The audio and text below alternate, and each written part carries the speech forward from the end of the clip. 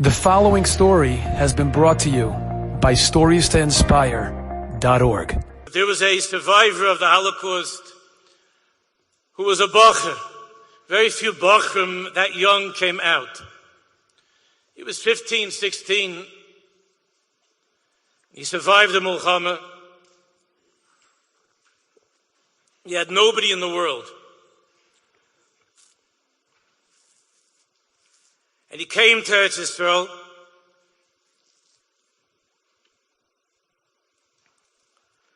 And at that time, it was in 1948, and the Ishmaelim, the Arabs, were making the Milchama. And this Bocher, his name was Gedalia Meirovich. And this Gedalia, this Bocher, who had no family at all. He was with some of his Chaveirim. And there was an Arab that was on a rooftop someplace who shot an arrow. And the arrow went into Gedalia's leg. And even though they took him to the hospital, they brought him to the hospital and he was able to survive. But he was in the old Sharei Tzedek. And the doctors there were working on him a lot. And they saw that it wasn't shaykh to save the leg, that they were going to have to amputate Gedalia's leg.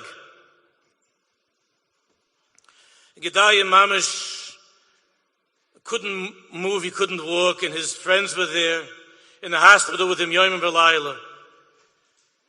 And the last hope that he had was that somehow he'll be able to be normal and healthy, and he'll be able to marry a Jewish girl and to start a family and to rebuild.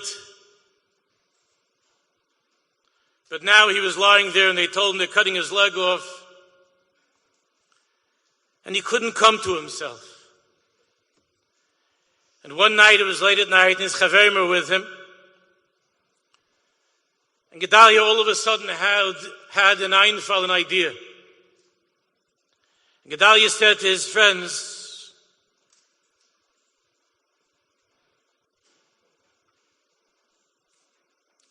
that it's Lag BaOmer. It was just the beginning of the night of Lag BaOmer. I'm asking you to please bring me to Rebbi Shimon, to bring me to Meron. And the friend said, you're out of your mind, you're crazy. First of all, the roads are Becheskas Sakana. It's dangerous, mamish, the roads outside Yerushalayim, Sakana. Secondly, you can't sit in a car. Thirdly, you yourself, your whole life is in danger. You're hooked up with this and that, infections. They're never, ever going to let you out of the hospital to go up to Tzfas. How are we going to get you to Tzfas? With all of the sakana, even in those days, to go without any danger, we're talking about 4 or 5 hours easy. To get there maybe late at night, towards the morning of Lag BaOmer. And Gedalia was begging them, and he said, I'm asking you, please get me out of here. Bring me to Meron. So the Chaver went, and they started looking and asking outside and looking and finding and talking. And they were able to arrange for a masa'it, for a truck, because he had to lie down. And somehow they got the money together to pay some guy, and they smuggled Gedalia out of Sharei Tzedek.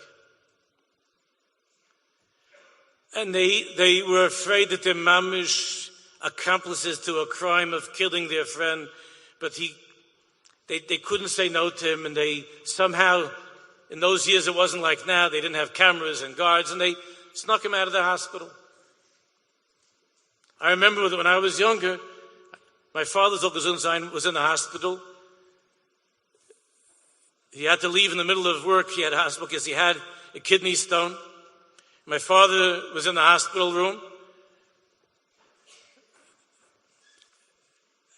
And then he disappeared from the hospital. My mother was on the way to meet him in the hospital. My father disappeared. And they called the police and they called my mother. And my mother said, let me find out. And she called my father. My father was at work. And my mother asked, what are you doing? You were in the hospital. My father said, I went to the bathroom and I passed the stone in the bathroom. I feel better. So I got dressed and I left. And my mother said, you're supposed to, you have to tell the hospital when you're leaving. My father said, well, it's a place for sick people and I'm not sick, so I left the hospital. There was a time even not so long ago where you could sneak out like that.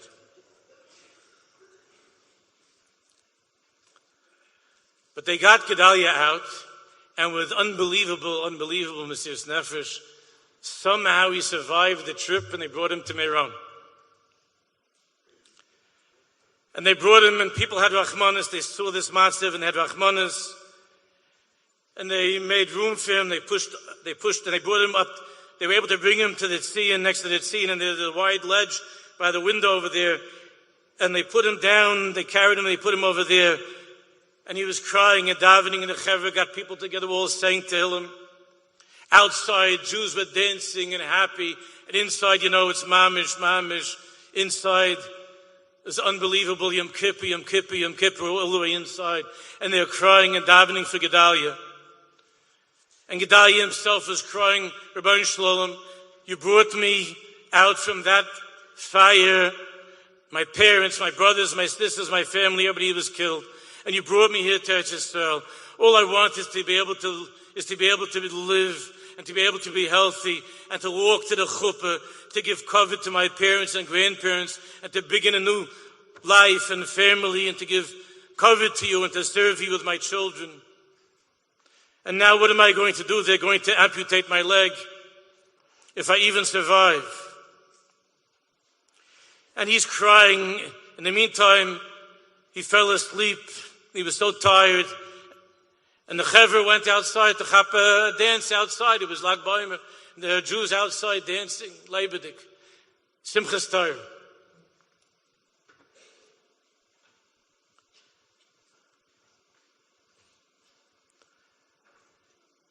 And after a time of dancing, one of the friends went to look inside that window to see how Gedalia was doing, to check.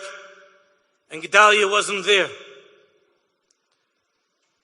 And he told his friends and they all came out from the dancing, and they said, Gewalt, they thought that maybe something happened, and they took him to a hospital, and they're running around, and they see that Gedalia Meirovich is dancing in a circle with everybody else. Mamish dancing in the circle. And they went over and said, Gedalia, what are you doing? How could you do this? What are you doing?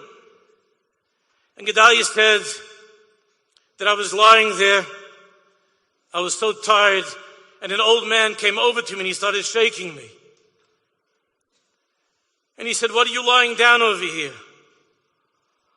All of your friends are dancing outside, and what are you lying like this over here? Go with your friends and join the dance. And I said, I can't. And he said, yes, you can. Get up and go outside. No, I don't know how. But I got up, and I'm dancing. And he danced, and he was able, he didn't need the hospital.